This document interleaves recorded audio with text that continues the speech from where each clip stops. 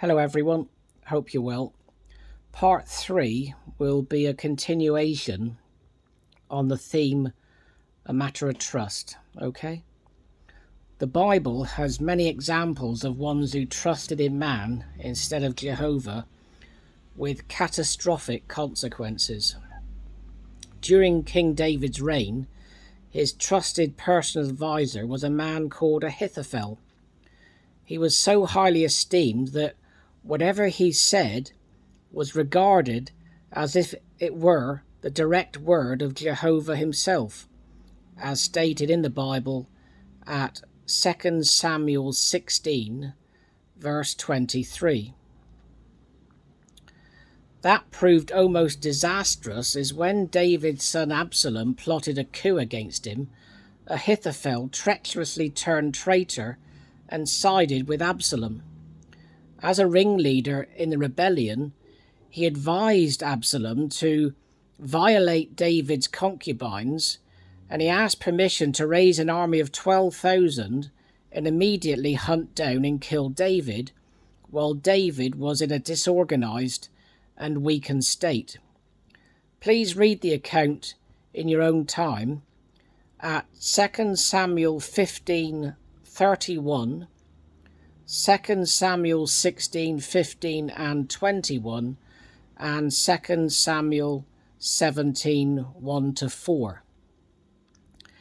If you read on in 2 Samuel 17, Jehovah stepped in to thwart this brazen scheme, and the counsel of Hushai was followed.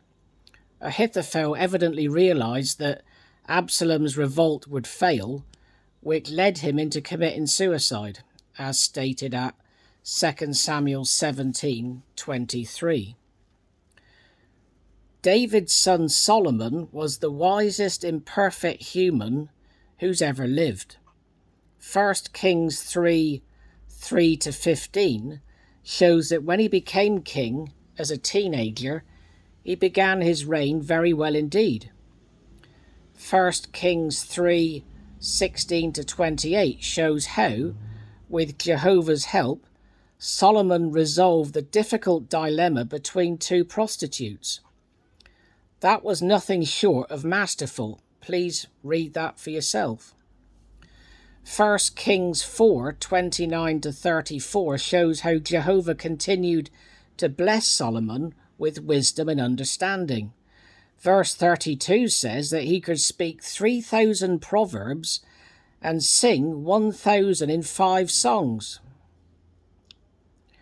In 1 Kings 5, Solomon masterfully employed the help of King Hiram of Tyre to help build the temple, as Hiram was an expert in cedar and juniper trees.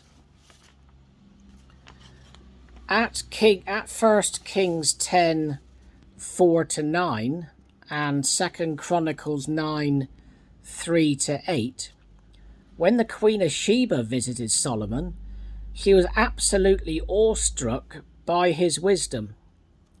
However, despite all this, he deviated very badly from righteousness when he married many foreign wives. Basically, he went sex mad. Can you imagine how exasperating it would have been if you were one of his close aides?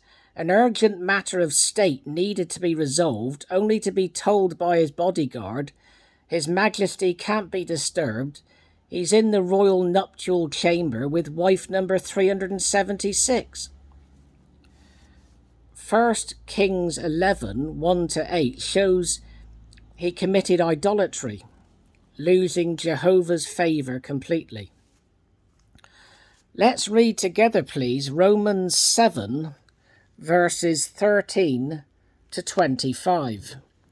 That's Romans 7, verses 13-25.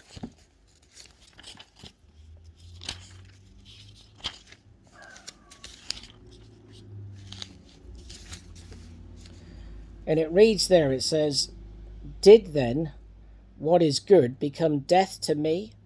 Never may that happen. But sin did. that it might be shown as sin working out death for me through that which is good, that sin might become far more sinful through the commandment. For we know that the law is spiritual, but I am fleshly, sold under sin. For what I am working out I do not know. For what I wish, this I do not practice, but what I hate is what I do. However, if what I do not wish is what I do, I agree that the law is fine. But now the one working it out is no longer I, but sin that resides in me. For I know that in me, that is, in my flesh, there dwells nothing good. For ability to wish is present with me, but ability to work out what is fine is not present. For the good that I wish I do not do, but the bad that I do not wish is what I practice. If now what I do not wish is what I do, the one working it out is no longer I, but the sin dwelling in me. I find then this law in my case, that when I wish to do what is right, what is bad is present with me.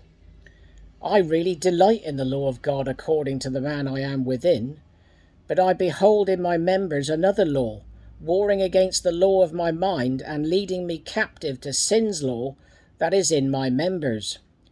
Miserable man that I am! Who will rescue me from the body undergoing this death? Thanks to God through Jesus Christ our Lord. So then, with my mind, I myself am a slave to God's law, but with my flesh to sin's law. As John Lennon once said, I've got the devil on one shoulder and Jesus on the other. And we're told to trust implicitly in 8 men who are in the same boat as us, ludicrous and totally unscriptural. Proverbs 3, 5 and 6 clearly states who we should only trust 100%. Let's read that together, please. That's Proverbs 3, verses 5 and 6.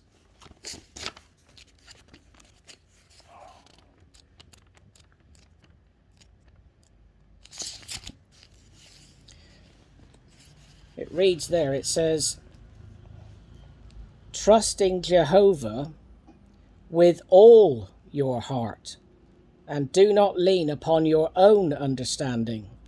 In all your ways take notice of him, and he himself will make your path straight. Thank you for watching. Please meditate on that, and I hope to make another video very soon. Thank you. All the very best. Bye.